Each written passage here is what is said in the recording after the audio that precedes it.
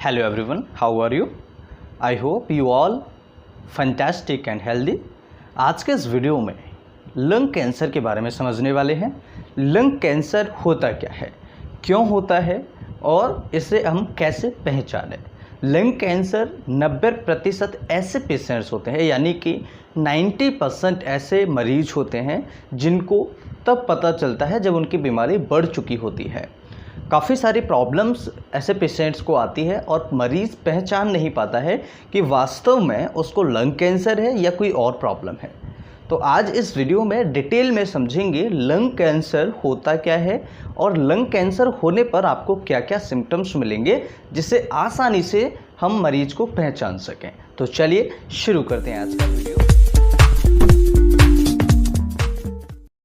तो फ्रेंड्स, सबसे पहले समझ लेते हैं लंग कैंसर होता क्या है। लंग कैंसर यानी कि हमारे फेफड़ों में कोई ऐसी बीमारी पनप रही है जो आगे आने वाले समय में हमें बहुत ज़्यादा प्रॉब्लम क्रिएट करेगी, बहुत ज़्यादा परेशान करेगी। अगर किसी मरीज को हो जाता है तो उसको क्या क्या सिम्टम्स देखने को मिलेंगे। अगर किसी मरीज को बहुत लंबे दिनों से खांसी हो रही है, जो कि काफ़ी टाइम से पेशेंट दवाइयाँ ले रहा है और उसकी खांसी जो है ठीक नहीं हो रही है, ट्यूबरक्लोसिस भी उस मरीज को नहीं है, उसके बावजूद भी उस मरीज को खांसी हो रही है और ये खांसी एप्रॉक्स 2-3 महीने 6 महीने निकल चुके हैं।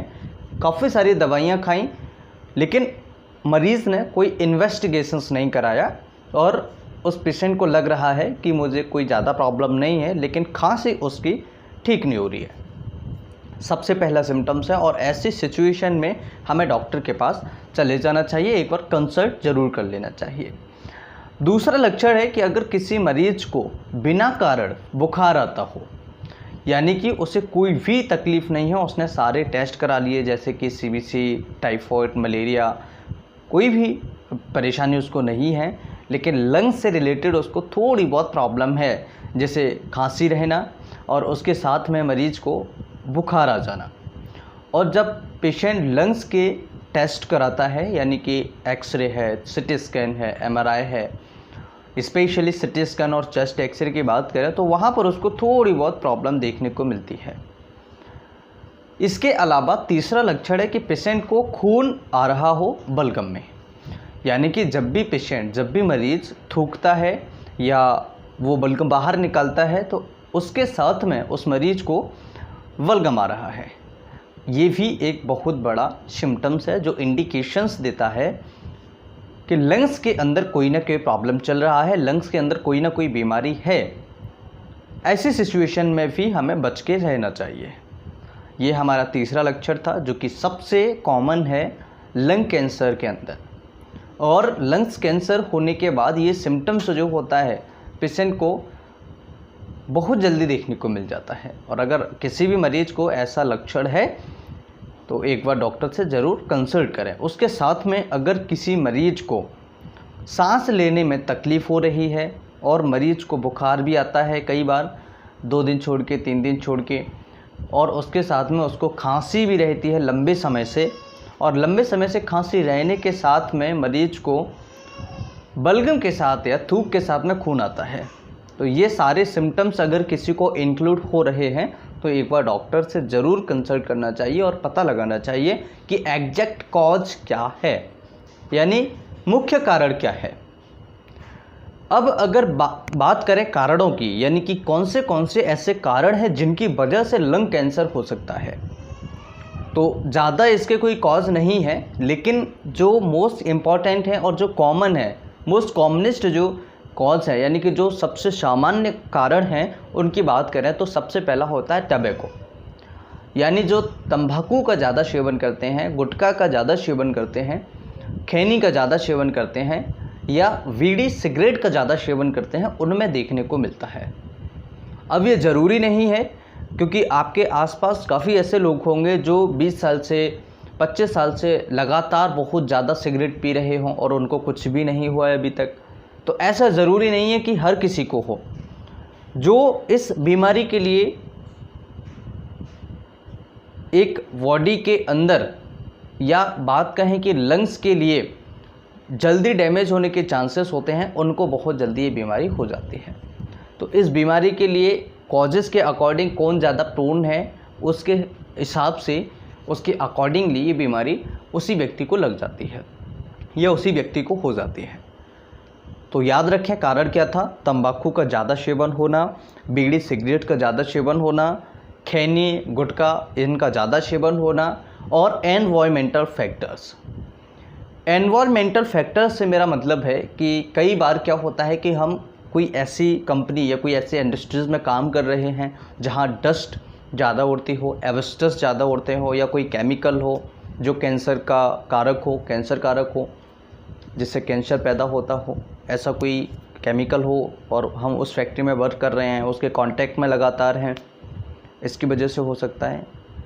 ठीक है। और एवेस्टस यानी कि कॉटन के फैक्ट्रीज़ हैं या बहुत सारी ऐसी फैक्ट्रीज़ होती हैं जिनमें एवेस्टस छोटे छोटे कण होते हैं, वो सांस के थ्रू अंदर चले जाते हैं, जमते रहते हैं और उनकी वजह से भी हमें सांस की तकलीफ़ है या एलर्जी की प्रॉब्लम है या पेशेंट को कैंसर जैसे प्रॉब्लम्स देखने को मिलती है। ये भी एक बहुत बड़ा और कॉमन रीज़न है। तो कारणों के बारे में समझा, टेस्ट के बारे में समझते हैं, क्या क्या टेस्ट हम इस वीडियो में करा सकते हैं। तो टेस्ट कौन से ऐसे टेस्ट होते हैं जिन्हें हम आसानी से अपनी डॉक्टर की सलाह से करवा सकते हैं, जिनमें खर्चा भी आपका कम हो। तो एक तो आप अपने थूक का टेस्ट करवा सकते हैं या जो बलगम आपका निकलता है उसका आप टेस्ट करवा सकते हैं। इसके साथ में आप एक्सरे करवा सकते हैं, इसके साथ में आप सिटी स्कैन करवा सकते हैं, इसके साथ में आप MRI करवा सकते हैं और ज़रूरत पड़ने पर आपको अलग अलग तरह की जांचें भी करवाई जा सकती हैं, जैसे थायराइड है, CBC रिपोर्ट टेस्ट है, लिवर के टेस्ट हैं, हार्ट के टेस्ट हैं और लंग्स के अदर टेस्ट हैं, क्लॉटिंग टाइम, ब्लीडिंग टाइम। ये रेयर होते हैं, बहुत ही रेयर होते हैं, लेकिन जब कॉम्प्लिकेशंस ज़्यादा बनते हैं या कोई सर्जरी करनी होती है तो पेशेंट को ये CT-BT टेस्ट जो होते हैं वो कराने पड़ते हैं। इस तरह से हम पता लगा सकते हैं। इलाज क्या है, ट्रीटमेंट क्या है, कीमोथेरेपी है, कुछ मेडिसिन्स है जिनसे इस बीमारी को दबाया जा सकता है।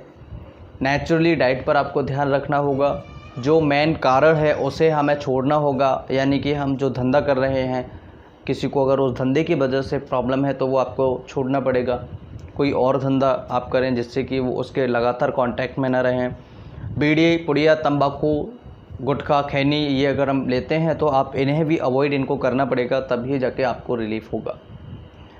दवाइयों के सहारे भी हम कर सकते हैं, कीमोथेरेपी भी है या आजकल नई नई टेक्निक्स भी आ रही हैं, उनके थ्रू भी आपको ठीक किया जा सकता है। लेकिन कोशिश ये करें कि आप इनके चक्कर में न पड़ें, यानी ट्रीटमेंट मतलब बीमारी के चक्कर में न पड़ें, क्योंकि काफ़ी सारे महंगे इलाज होते हैं, काफ़ी सारे महंगे टेस्ट भी होते हैं और फैमिली भी बहुत ज़्यादा परेशान हो जाती है। इसलिए कोशिश करें कि तंबाकू, खैनी, गुटखा जो है इसे आप भूलें, बंद करें, जिससे कि आप भी स्वस्थ रहें, फैमिली को भी चिंता ना हो और आपके बच्चे भी जो हैं उनको भी तसल्ली रहे, उनको भी थोड़ा सा लगे कि हाँ हमारे घर में कोई इन चीज़ों का सेवन नहीं करता है। क्योंकि आज की जो जनरेशन है वो पढ़ी लिखी है, वो समझते हैं सब, टीवीओं पे एड्स आते हैं, मोबाइल्स पर एड्स आते हैं, है ना, वो भी एक सारी चीज़ों को बच्चे समझते हैं। इसलिए कोशिश करें कि इन सारी चीज़ों से दूर रहें। वीडियो अच्छा लगे तो लाइक एंड शेयर करें। इस तरह के और वीडियोस देखने के चैनल को सब्सक्राइब करें। मैं फिर मिलता हूँ इसी तरह किसी नई वीडियो में, तब तक के लिए नमस्कार, थैंक्स फॉर वॉचिंग, जय हिंद जी।